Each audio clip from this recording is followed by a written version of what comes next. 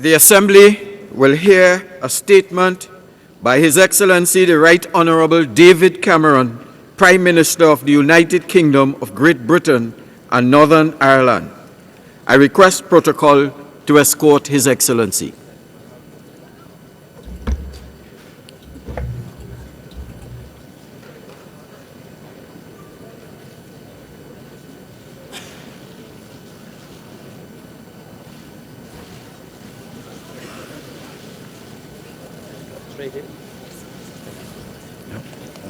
I have great pleasure in welcoming the Prime Minister of the United Kingdom of Great Britain and Northern Ireland, His Excellency the Right Honourable David Cameron, and to invite him to address the Assembly.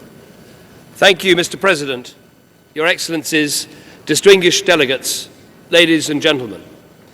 I am proud that this year Britain welcomed the world to the Olympic and Paralympic Games and put on a great display, showing that while we may only have the 22nd largest population in the world, we can roll out one of the warmest welcomes in the world.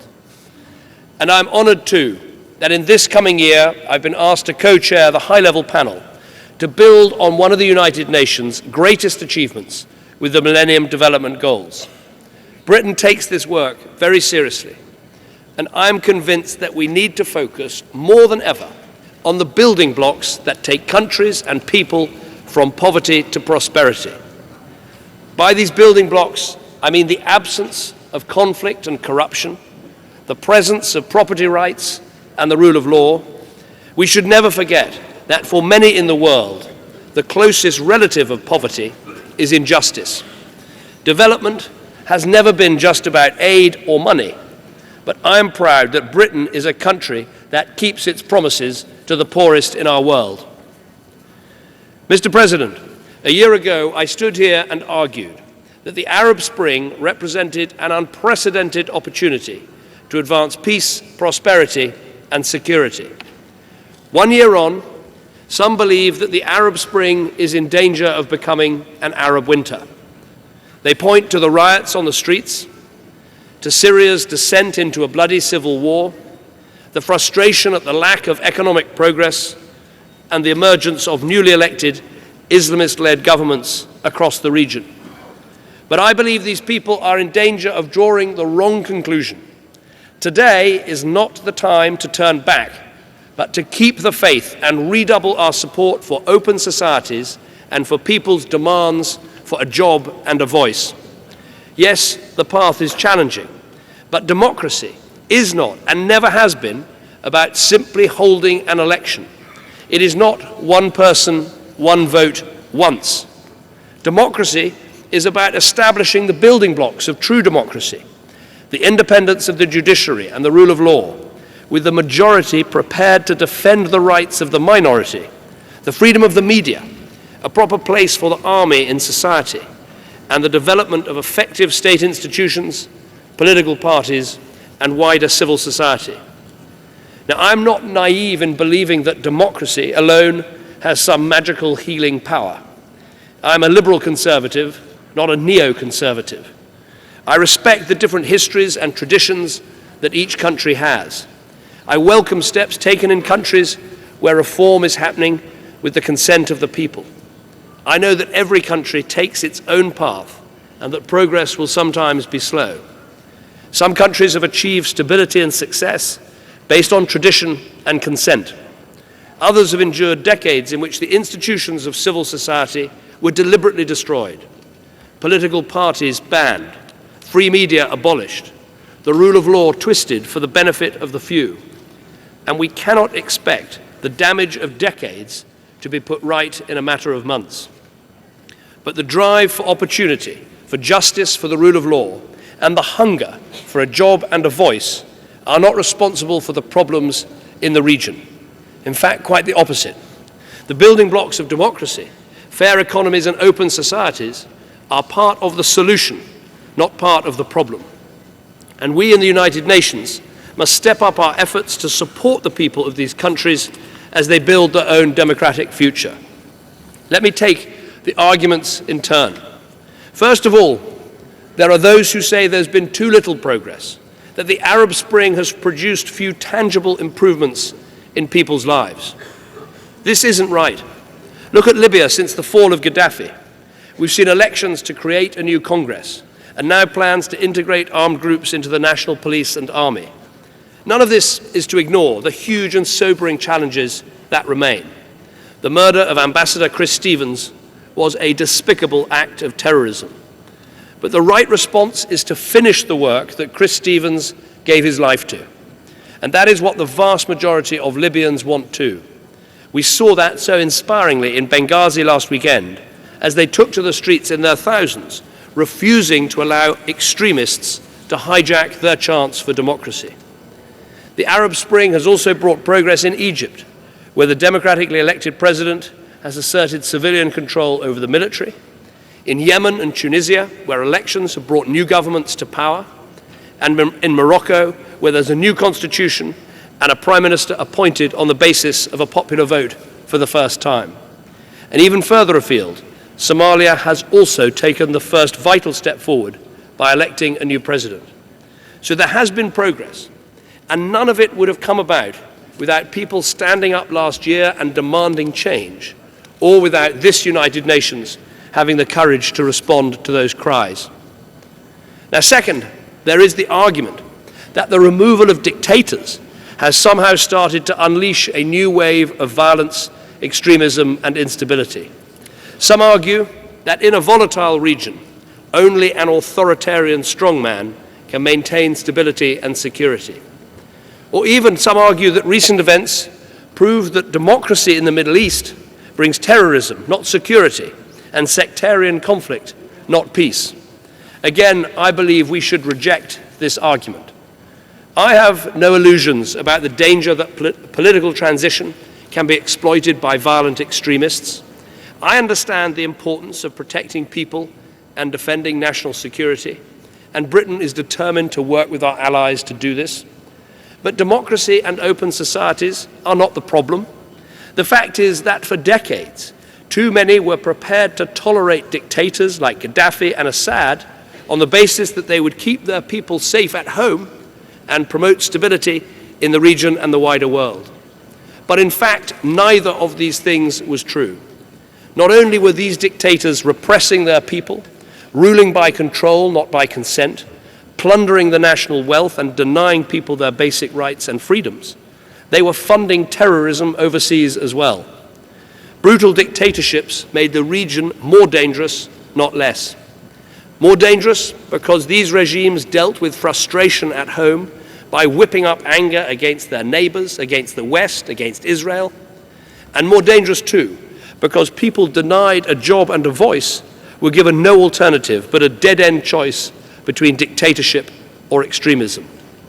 What was heartening about the events of Tahrir Square was that the Egyptian people found their voice and rejected this false choice.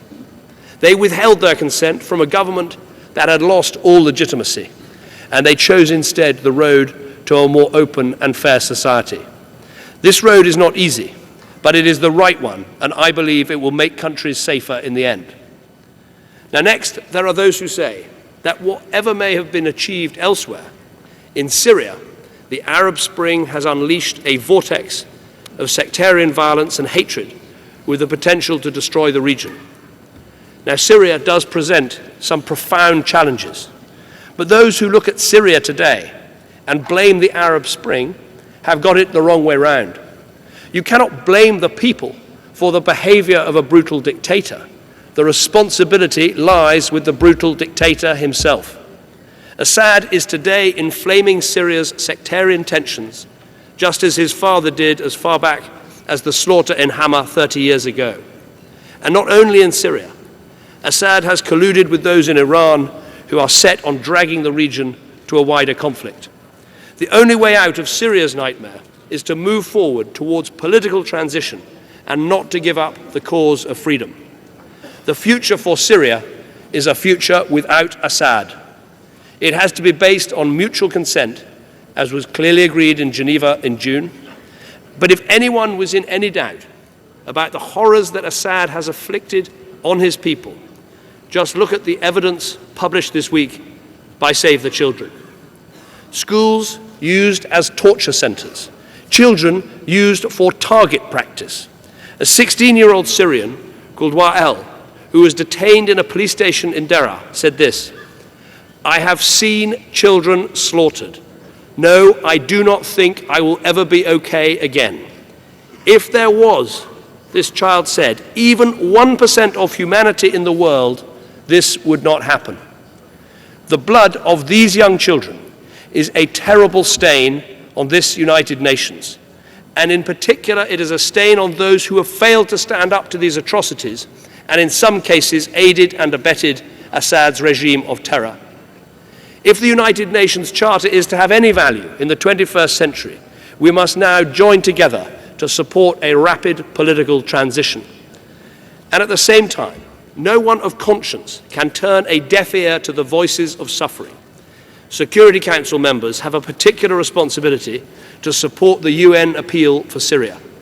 Now, Britain, already the third biggest donor, is today announcing a further $12 million in humanitarian support, including new support for UNICEF's work helping Syrian children. And we look to our international partners to do more as well. Now, of course, the Arab Spring hasn't removed overnight the profound economic challenges that these countries face. Too many countries face falling investment, rising food prices, and bigger trade deficits. But it is completely wrong to suggest that the Arab Spring has somehow created these problems. It is a challenging time for the world economy as a whole, and there was never going to be an economic transformation overnight, not least that because far from being successful open market-based economies, many of these countries were beset by vested interests, corruption, unaccountable institutions, and this has, if you like, created a double problem. Not just fragile economies, but worse, people who were told they'd experienced free enterprise and open markets when they'd experienced nothing of the sort. So we must help these countries unwind this legacy of endemic corruption, military expenditure they can't afford, natural resources unfairly exploited, in short, the mass kleptocracy that they suffered under for too long. And while I'm on the subject of stolen assets, we also have a responsibility to help these countries get back the stolen assets that are rightly theirs, just as we've returned billions of dollars of assets to Libya. It is simply not good enough that the Egyptian people continue to be denied these assets long after Mubarak has gone. And today I'm announcing a new British task force to work with the Egyptian government to gather evidence, to trace assets, to work to change EU law, and to pursue the legal cases that will return this stolen money to its rightful owners, the Egyptian people. Finally, and perhaps most challenging of all for Western countries like mine, is the argument that elections have simply opened the door to Islamist parties whose values are incompatible with truly open societies. Now, my response to this is clear. We should respect the outcome of elections, but we should not compromise on our definition of what makes an open society. We should judge Islamists by what they do. And the test is this: will you entrust the rights of citizenship to your countrymen and women who do not share your specific political and religious view? Do you accept that, unlike the dictators you replaced, you should never pervert the democratic process to hold on to power if you lose the consent of the people you serve? Will you live up to your commitments to protect the rule of law for all citizens, to defend the rights of Christians and minorities, and to allow women a full role in society, in the economy, and in politics? Because the truth is this: you cannot build strong economies, you can't build open societies, you cannot have inclusive political systems if you lock out women. The eyes of the world today may be on the brothers, but the future is as much in the hands of their mothers, their sisters, and their daughters. Holding Islamists to account must also mean that if they attempt to undermine the stability of other countries, or if they encourage terrorism instead of peace, if they promote conflict instead of partnership, we will oppose them. That is why Iran will continue to face the full force of sanctions and scrutiny from this United Nations until it gives up its ambitions to spread a nuclear shadow across the world. And it is also why we should not waver from our insistence that Hamas gives up violence. Hamas must not be allowed to dictate the way forward. Palestinians should have the chance to fulfill the same aspirations for a job and a voice as others in the region. And we support their right to have a state and a home. And Israelis should be able to fulfill their own aspirations to live in peace and security with their neighbors. So, of course, there are challenges working with governments that have different views and cultural traditions. But there is a fundamental difference between Islam and extremism. Islam is a great religion, observed peacefully and devoutly by over 1 billion people in our world. Islamist extremism is a warped political ideology supported by a minority that seeks to hijack this great religion to gain respectability for its violent objectives. It is vital that we make this distinction. In Turkey, we see a government with roots in Islamic values, but one with democratic politics, an open economy, and a responsible attitude to supporting change in Libya, in Syria, and elsewhere in the region. I profoundly believe that this same path is open to Egypt, to Tunisia, and to their neighbors, and we must help them to take it. Democracy and Islam can flourish alongside one another. So let us judge governments not by their religion, but how they act and what they do. And let us engage with the new democratic governments in Egypt, in Tunisia, in Libya, so their success can strengthen democracy, not undermine it. Mr. President, there is no doubt that we are in the midst of profound change and that many uncertainties lie ahead. But the building blocks of democracy, fair economies and open societies are part of the solution, not the problem. Indeed, nothing in the last year has changed my fundamental conviction. The Arab Spring represents a precious opportunity for people to realize their aspirations for a job, for a voice, and for a stake in their future. And we, in this United Nations, must do everything we can to support them. Thank you.